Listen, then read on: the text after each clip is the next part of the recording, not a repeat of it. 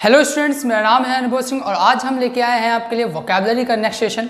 पिछले कुछ सेशन में हमने आपसे बात की थी कुछ बेहतरीन शब्दों के बारे में, कुछ बेहतरीन वर्ड्स के बारे में जो आपके प्रीवियस ईयर एग्जाम से पूछे गए हैं या फिर आगे आपके एग्जाम्स में जो इंपॉर्टेंट एग्जाम्स आपके आने वाले हैं उनमें आपके वर्ड पूछे आते हैं अक्सर। तो आज हम बात करेंगे 20 वर्ड्स की जो आपके लिए बहुत ज़्यादा सुटेबल हैं, बहुत ज़्यादा अच्छे हैं, इंपॉर्टेंट हैं और अक्सर पूछे आते हैं। तो आइए बिना टाइम वेस्ट किए हम लोग देखते हैं कौन कौन से वर्ड लिखे हुए हैं बोर्ड पर। सबसे पहले आप लोग चाहें तो स्क्रीनशॉट ले सकते हैं एक, जिससे आप नोट डाउन कर लें अच्छी तरीके से और आपको समझने में आसानी होगी। तो आप लोग पहले स्क्रीनशॉट ले लीजिए एक, 2 मिनट साइड में हूँ मैं। चलिए, तो आपने स्क्रीनशॉट ले लिया होगा। अब हम बात करते हैं वोकैब्स की।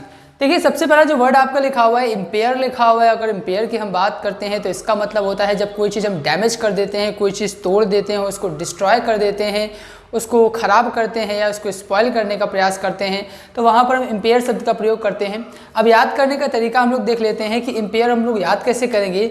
सीधी सी बात, यहाँ देखिए क्या लिखा हुआ, आपका पेयर लिखा हुआ है और पेयर का मतलब क्या होता है, जोड़ा होता है। और यहाँ इसके पहले देखिए एक प्रेफिक्स आपका लिखा हुआ है आई एम, और एम का संबंध हमेशा या तो अंदर से होता है या तो आपका निगेटिविटी से होता है। तो यहाँ निगेटिविटी के तौर पे लिया गया है। पेयर मतलब होता है आपका जोड़ा। मान लीजिए कोई चीज़ पहले जोड़े में थी, पहले पेयर में थी और आपने उसको जोड़े से क्या कर दिया, इम कर दिया। तो इम का मतलब क्या होता है, पर्टिकुलर आपका निगेटिव। तो कोई चीज़ जोड़े में थी और आपने उसको निगेटिव कर दिया, इसका मतलब आपने इसको क्या कर दिया, इम्पेयर कर दिया, डैमेज कर दिया। आपने दोनों को अलग कर दिया, दूर दूर कर दिया। इसका मतलब आपने इसको क्या कर दिया, डैमेज कर दिया। कि पहले वो चीज़ पेयर में थी और आप जैसे आए तो आपने इसको क्या कर दिया, इम्पेयर कर दिया, डैमेज कर दिया या इसको डिस्ट्रॉय कर दिया। तो इम्पेयर का मतलब आपका क्या हो जाएगा, डैमेज हो जाएगा। बात करते हैं सेकेंड वर्ड की। लिखा हुआ है इन्फिडल। इन्फिडल का मतलब क्या होता है, डिसलॉयल होता है। नमक हराम इंसान होता है, या आप बोल सकते हैं कि बहुत ज़्यादा जिस पर आप विश्वास नहीं कर सकते हो, जो आपको बिल्कुल भी वफादार ना हो आपके प्रति, वो आपका क्या होता है, आपका डिस्ट्रस्टफुल बोल सकते हैं या आप बोल सकते हैं इनफिडल। अब यहाँ देखिए आपको एक प्रीफिक्स मिल जाएगा, रूट वर्ड मिल जाएगा फाइड। फाइड का मतलब क्या होता है, विश्वास से होता है। ठीक है, तो फाइड से ये आपका बन जाता है फिडल। तो यहाँ अगर हम केवल बात करें फिडल की, तो फिडल का मतलब होता है वफादार इंसान। ठीक है, और अगर हम इसके पहले इन लगा देते हैं तो फिडल तो आपका होता है वफादार, जो आपके प्रति बहुत ज़्यादा ईमानदार हो। ठीक है, और अगर इन लग जाएगा तो इन आपका नेगेटिविटी के लिए होता है, तो इनफिडल आपका हो जाएगा डिसलॉयल हो जाएगा, या आप बोल सकते हैं जो बहुत ज़्यादा गैर जिम्मेदाराना आपके प्रति हो, जिस पर आप बिल्कुल विश्वास नहीं कर सकते हैं, कि वो बहुत ज़्यादा इनफिडल है, वो बहुत ज़्यादा क्या है, आपका डिसलॉयल है। इसके बाद जो आपका अगला वर्ड लिखा हुआ है वाई लिखा हुआ है।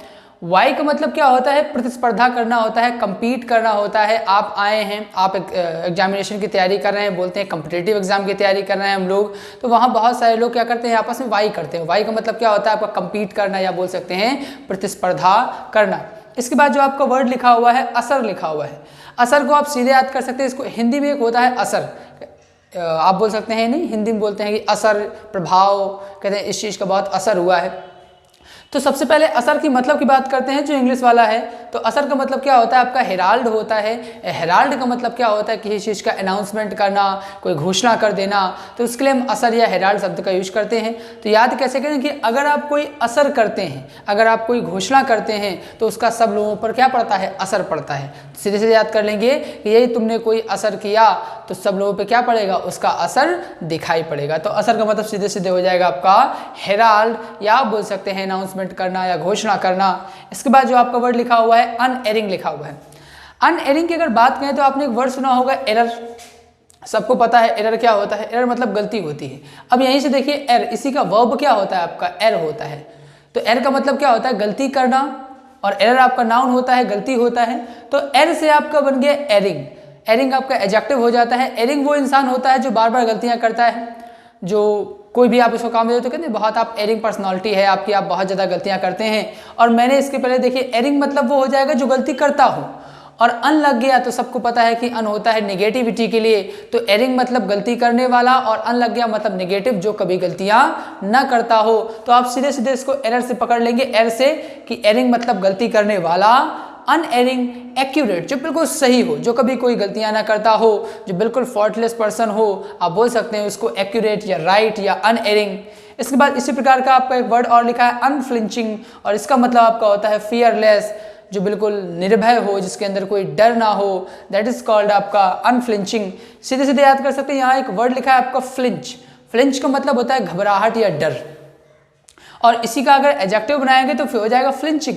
फ्लिंचिंग का मतलब क्या हो जाएगा, जो बहुत ज़्यादा घबराता हो, जिसके अंदर हमेशा डर रहता हो कोई भी काम करने के पहले, तो उसको आप बोल सकते हैं फ्लिंचिंग। और मैंने अगर अन लगा दिया तो नेगेटिव हो जाएगा कि पहले वो बड़े फ्लिंचिंग थे, पहले वो बड़ा घबराते थे, लेकिन अब वो क्या हो चुके हैं, अब अनफ्लिंचिंग हो चुके हैं।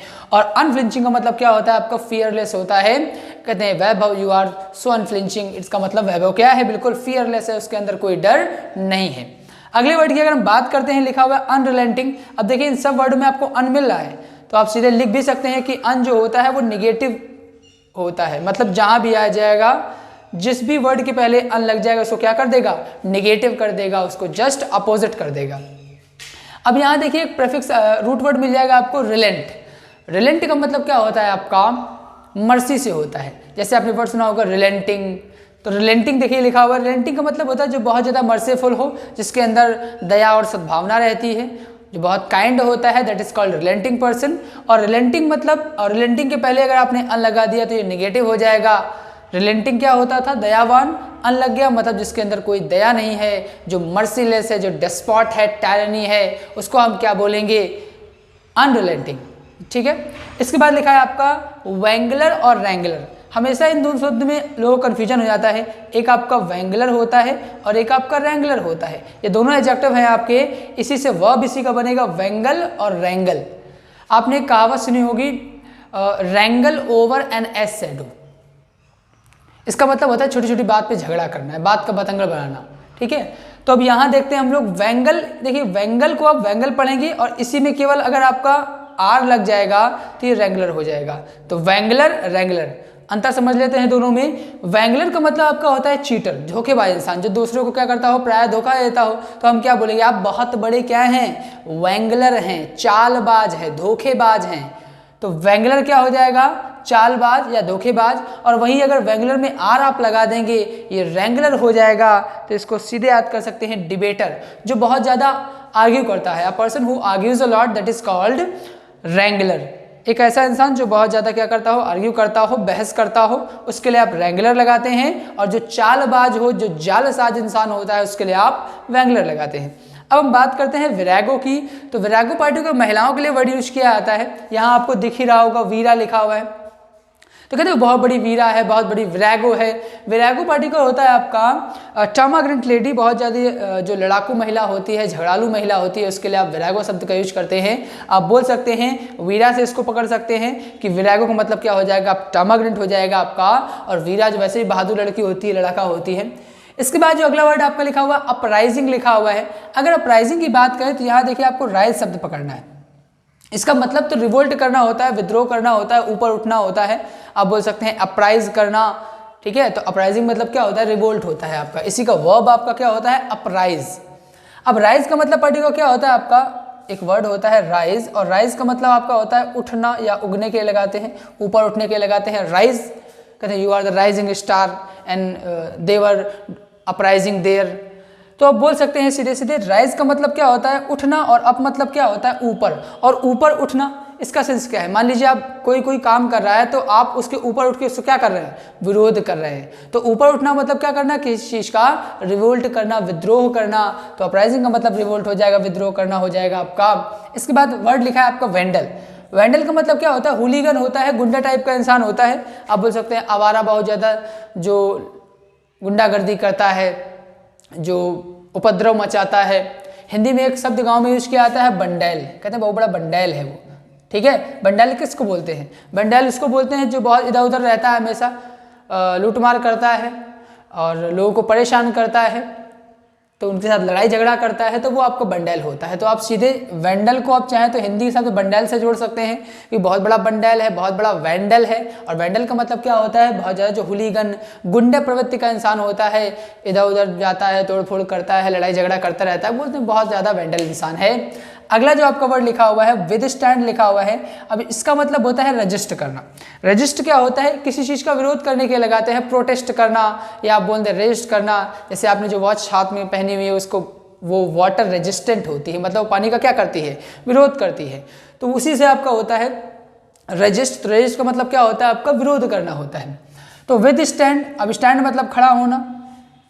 अब मान लीजिए आप किसी चीज़ के कोई काम करने जा रहे हैं और कोई आपके सामने आए खड़ा हो जाए कि ये काम मत कीजिए, इसका मतलब वो आपको क्या कर रहा है, विरोध कर रहा है। तो सीधी सीधी बात है कि हम कोई काम करने जा रहे थे और वो क्या हो गया, हमारे सामने आके स्टैंड हो गया, और जब हमारे सामने स्टैंड हो गया तो हमने क्या समझा, वो हमारा क्या कर रहा है, विद स्टैंड कर रहा है, विरोध कर रहा है, उस काम को करने से मना कर रहा है। इसके बाद विस्टा लिखा हुआ है। विस्टा एक पहले गाड़ी आती थी टाटा की, आपको याद होगा। तो विस्टा का मतलब होता है सीरीज ऑफ सीन्स। ये पर्टिकुलर व्यू के लगाते हैं, जो बहुत बढ़िया व्यू हो, बहुत बढ़िया सीन हो, दृश्य हो। कहते हैं हम हिमाचल गए तो वहाँ का जो विस्टा था, वहाँ का जो सीरीज ऑफ सीन्स था, वहाँ का जो दृश्य था बड़ा मनोहर था, बड़ा अच्छा था। तो सीधे याद कर सकते हैं आप, गाड़ी से भी याद कर सकते हैं कि हम विस्टा कार में बैठ के विस्टा को देख रहे थे, हिमाचल गए हुए थे विस्टा में बैठ के, तो वहाँ विस्टा देखा, वहाँ का नज़ारा देखा, बड़ा ही खूबसूरत और मनोरम था। इसके बाद जो आपका वर्ड लिखा है आर्टिसन, प्रीवियस एग्जाम में पूछा हुआ वर्ड है, इसका मतलब होता है कारीगर। आर्टिसन का मतलब क्या होता है, कारीगर होता है, उसके लगाते हैं आप क्राफ्ट्समैन बोल सकते हैं। तो आर्टिसन क्या होता है, आपका क्राफ्ट्समैन होता है, इंपॉर्टेंट है, इसको याद रखिएगा। इसके बाद जो आपका वर्ड लिखा हुआ है अमनेसिया लिखा हुआ है। अमनेसिया का मतलब होता है लॉस ऑफ मेमोरी, जब आप चीज़ों को अक्सर भूल जाते हैं।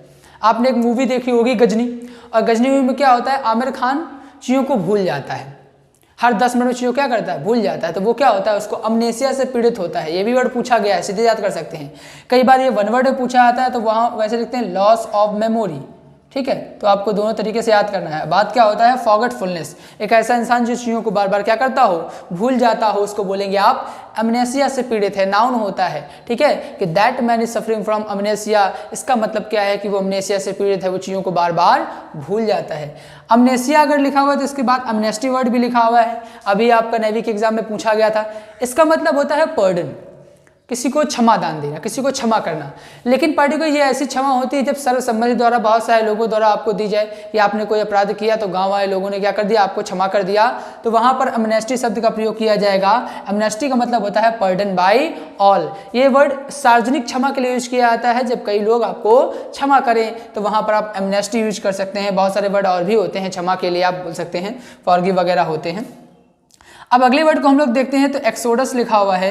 एक्सोडस का मतलब क्या होता है, इसका हिंदी का अर्थ होता है बाहगमन, या बोल सकते हैं विदाई, विदाई या बाहगमन, दोनों आप बोल सकते हैं, विदाई या बाहगमन। तो वो आपका एक्सोडस होता है। अब यहाँ देखिए आपको एक्स मिल ही रहा है, और जब आपको एक्स मिल रहा है तो आप समझ जाएंगे कि सीधी सी बात है कि एक्स मिल रहा है तो एक्स का मतलब बाहर से होता है। एक्स एक प्रीफिक्स होता है, इसका संबंध किससे होता है, बाहर से। तो एक्स मतलब बाहर, तो एक्सोडस मतलब बाहर जाना, गोइंग आउट। विदाई, विदाई के लिए एक वर्ड और यूज करते हैं, सी ऑफ।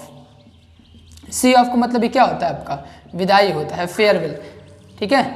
कि पहले, अब इसको ये फ्रेजल वर्ब है आपका, आप सीधे याद कर सकते हैं कि सी मतलब क्या होता है, देखना, ऑफ मतलब बंद, कि पहले आप जिनको दिन भर देखा करते थे अब उनकी क्या हो गई, विदाई हो गई, आपका देखना क्या हो गया, बंद हो गया। सी मतलब देखना और ऑफ मतलब बंद, और देखना बंद, इसका मतलब क्या हो गई, उनकी विदाई हो गई। सीधे सीधे याद कर सकते हैं आप। इसके बाद आपका एग्जामाइन लिखा हुआ है, तो एग्जामाइन बहुत आसान है याद करना। इसी देखिए यहाँ पर एग्जाम लिखा हुआ है, ठीक है। अब एग्जाम आप लोग देते हैं तो एग्जाम के बाद आपकी कॉपियाँ क्या की जाती हैं, चेक की जाती हैं, जांची जाती हैं, परीक्षण किया जाता है उनका। तो सीधे याद करना कि एग्जाम मैंने दिया और हमारी कॉपियों का बाद में क्या किया गया, एग्जामाइन किया गया, उनकी जांच की गई, उनको क्या किया गया, चेक किया गया। इसके बाद आपका लिखा हुआ ऑन सेट। आप लोग अक्सर एक बात बोलते हैं कि I am all set, I am ready to go, अक्सर आप बोलते हैं। तो ऑन सेट का मतलब क्या होता है, स्टार्ट करना, कि अब सब कुछ ऑन हो चुका है, सब कुछ सेट हो चुका है, ठीक है। तो ऑन सेट का मतलब क्या हो जाएगा, आपका स्टार्ट करना, कोई चीज़ प्रारंभ करना, कि सब कुछ क्या हो चुका है, ऑन सेट हो चुका है। तो ये थे आज के वर्ड आपके। उम्मीद है आपको बात क्लियर हो गई होगी अच्छी तरीके से।